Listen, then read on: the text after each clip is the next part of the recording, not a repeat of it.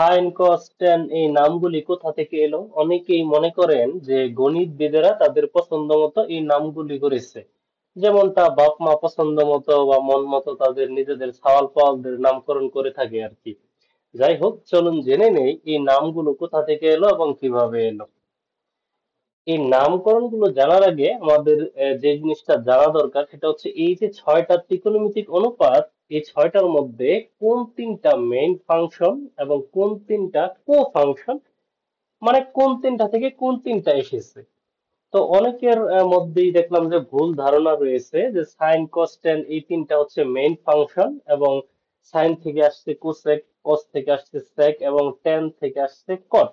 কেননা আমরা বইতে এরকম ফর্মুলায় পড়েছি যে সাইন হচ্ছে 1/, কোসেক হচ্ছে 1/, কস হচ্ছে 1/, বা সেক হচ্ছে 1/, ট্যান হচ্ছে 1/, কট হচ্ছে 1/, এরকম। এখান থেকে মূলত এই ধারণাটার তৈরি হয় যে সাইন কস ট্যান হচ্ছে মেইন ফাংশন এবং এইখান থেকে বাকি তিনটা এসেছে। কিন্তু সত্যি হচ্ছে মেইন তিনটা ফাংশন হচ্ছে সাইন, ট্যান এবং সেক। সাইন থেকে এসেছে কস, ট্যান থেকে এসেছে কট এবং সেক থেকে এসেছে কোসেক। আমরা যদি এদের পূর্ণ রূপগুলো একটু দেখি, এই যে সাইন এটা হচ্ছে সাইনের সংক্ষিপ্ত রূপ, আবার কস এটা হচ্ছে কোসাইন অর্থাৎ সাইনের সঙ্গী, আবার ট্যান এটা হচ্ছে ট্যানজেন্ট, আর কট এসেছে কোট্যানজেন্ট থেকে যার অর্থ হচ্ছে ট্যানজেন্টের সঙ্গী, আবার সেক এটা হচ্ছে সেকেন্ড, আর কোসেক যেটা আমরা বলি সেটা আসলে কোসেকেন্ড অর্থাৎ সেকেন্ডের সঙ্গী। তো এইখান থেকে আমরা বুঝতে পারি যে আসলে সাইন থেকে আসছে কস, ট্যান থেকে কট এবং সেক থেকে হচ্ছে কোসেক। তা আমরা এগুলা কেন দেখলাম? কেননা আমরা শুধু এই তিনটা মেইন ফাংশন অর্থাৎ সাইন, ট্যান এবং সেক, এই তিনটা মেইন ফাংশনের নামকরণ গুলো দেখবো, বাকিগুলো আর দেখবো না। সাইন শব্দটি এসেছে লাতিন শব্দ সাইনাস থেকে, যার অর্থ হচ্ছে খাদ বা গর্ত। ট্যানজেন্ট অর্থ হচ্ছে স্পর্শক, সেকেন্ড শব্দের অর্থ হচ্ছে ছেদক। এখন এই ট্যানজেন্ট বা সেকেন্ড, স্পর্শক, ছেদক এগুলো যাও গণিতের কথাবার্তা, কিন্তু গর্ত জিনিসটা কি মানা যায়? যাই হোক, আপাতত বুকে পাথর চাপা দিয়ে সিদ্ধান্তটা মেনে নিলাম। এখন এই ট্যানজেন্ট বা ছেদক এগুলো তো বৃত্তের সাথে সম্পর্কিত, আর এই নামগুলো মূলত এই বৃত্ত থেকেই এসেছে। এখন এই নামকরণগুলো বোঝার জন্য আমরা ধরে নিই আমাদের কাছে একটা বৃত্ত আছে একক ব্যাসার্ধ বিশিষ্ট, অর্থাৎ এমন একটা বৃত্ত যার ব্যাসার্ধ হচ্ছে 1 একক। এখন যদি আমি এই চিত্রটা দিকে একটু লক্ষ্য করি, সেখানে ওবি হচ্ছে তার ব্যাসার্ধ, এবি হচ্ছে স্পর্শক, এবি হচ্ছে ওই বৃত্তের একটা স্পর্শক। এখন আমি যদি ত্রিভুজ ও এ বি তে চিন্তা করি, তাহলে এই থিটা কোণের সাপেক্ষে এবি হচ্ছে লম্ব, ওবি হচ্ছে ভূমি। এখন আমি যদি এই থিটা কোণের সাপেক্ষে লম্ব এবং ভূমির অনুপাত নিই, অর্থাৎ থিটা কোণের লম্ব, থিটা কোণের লম্ব ডিভাইডেড বাই থিটা কোণের ভূমি। এখন থিটা কোণের লম্ব যেটা, এটা আসলে ওই বৃত্তের একটা স্পর্শক, আর যেটা ভূমি সেটা আসলে ব্যাসার্ধ। এখন আমরা আগেই তো ধরে নিলাম যে ব্যাসার্ধ হচ্ছে 1 একক, তাহলে আসলে কি রয়ে গেল? স্পর্শক। এখন এই যে স্পর্শক, এই স্পর্শকে ইংরেজিতে হচ্ছে ট্যানজেন্ট। তাহলে কোন একটা কোণের লম্ব এবং ভূমির যে অনুপাত, এটা আসলে কি বোঝায়? কোন একটা বৃত্তের স্পর্শককে বোঝায়, বা ইংরেজিতে ট্যানজেন্ট। এই জন্য আমরা বলি যে ট্যান থিটা ইকুয়াল লম্ব বাই ভূমি, লম্ব বাই ভূমি।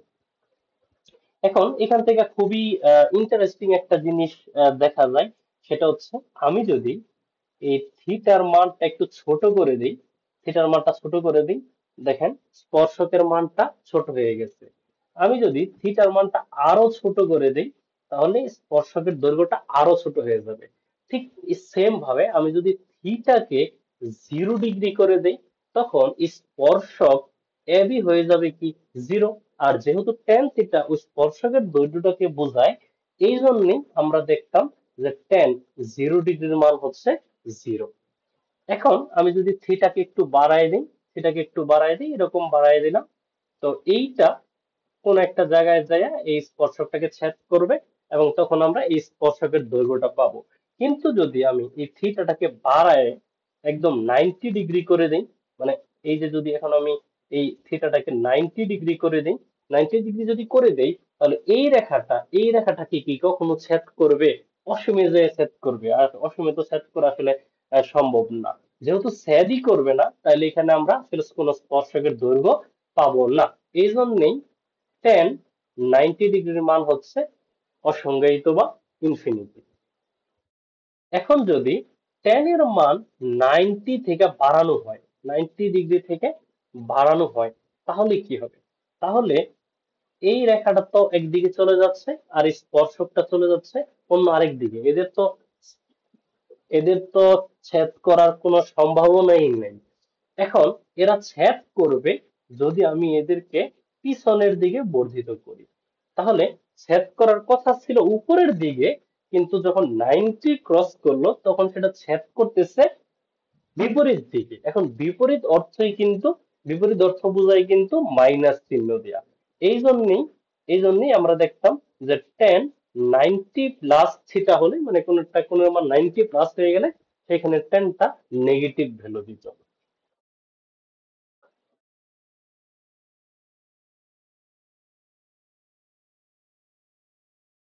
এখন চিত্রটার দিকে একটু লক্ষ্য করি। এখানে এডি বৃত্তের একটি ছেদক।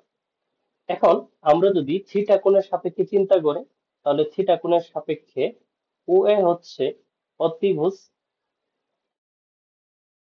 অতিভুজ আর ওবি হচ্ছে ভূমি। এখন আমরা যদি এই থিটা কোণের অতিভুজ এবং ভূমির অনুপাত নিই, অতিভুজ বাই ভূমি, তো এখানে যেটা অতিভুজ এটা হচ্ছে ওই বৃত্তের ছেদক, আর যেটা ভূমি সেটা হচ্ছে ব্যাসার্ধ। এখন আমরা আগেই তো ধরে নিলাম যে ব্যাসার্ধটা ছিল কি 1 একক, তাহলে কি পড়ে রইলো? ছেদক। এখন এই ছেদক এটা ইংরেজিতে হচ্ছে সেকেন্ড। তো এখান থেকেই যে যখন আমরা বলি যে আসলে সেক থিটা মানে হচ্ছে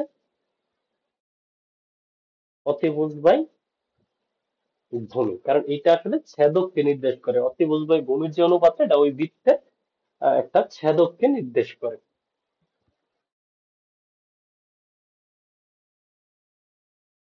এবার আমরা এই চিত্রটার দিকে একটু লক্ষ্য করি। এখানে এসি হচ্ছে বৃত্তের একটি জে। এখন এবি, এখন আমরা যদি ত্রিভুজ ও এ বি তে চিন্তা করি, তাহলে যদি এখানে আমরা থিটা কোণের সাপেক্ষে এ বি হচ্ছে লম্ব, ও এ হচ্ছে অতিভুজ। এখন যদি আমরা লম্ব এবং অতিভুজের অনুপাত নিই, লম্ব বাই অতিভুজ, তাহলে এইখানে যেটা এখন এই লম্বটা হচ্ছে ওই বৃত্তের একটা অর্ধ যে, আর অতিভুজ যেটা, এটা হচ্ছে সেই বৃত্তের ব্যাসার্ধ। এখন ব্যাসার্ধ তো আমরা প্রথমে 1 একক ধরে নিছি, তাহলে কি পরে রইল অর্ধ জে। এখন এই অর্ধ জে, ভারতীয় গণিতবিদ এই অর্ধ জে কে কখনো কখনো আবার জে অর্ধ কিংবা শুধুমাত্র জে বলে সম্বোধন করত। আরব গণিতবিদরা যখন সংস্কৃত থেকে আরবিতে এই নামগুলোকে অনুবাদ করার চেষ্টা করে, তখন এই জে এর কোনো সমার্থক শব্দ আরবিতে তারা খুঁজে পেল না। তবে এর কাছাকাছি মিল রেখে তারা এই জে থেকে একটা শব্দ লিখলো, সেটা হচ্ছে জিবা। এখন অনেক সময় দেখা যায় যে আরবি অনুবাদ লেখকরা জের জবর পেশ এগুলা ছাড়াই শব্দ লিখে থাকে, তখন তারা শুধুমাত্র এটাকে লিখে দিল জব। এখন পরবর্তী প্রজন্ম এই জবের কোনো মানে পেল না এবং এটার আহ, অর্থ তারা বুঝতেছিল না, কিন্তু এর কাছাকাছি একটা শব্দ তারা খুঁজে বের করলো, যেটা পাইলো হচ্ছে জাইব। এখন এই জাইব শব্দের অর্থ হচ্ছে খাত বা গর্ত। এখন এখান থেকে যখন আবার লাতিনরা এটা অনুবাদ করলো, তো তারা এই খাত বা গর্ত লিখলো হচ্ছে সাইনাস। তো এভাবেই মূলত সাইন শব্দটি এসেছে, গর্ত।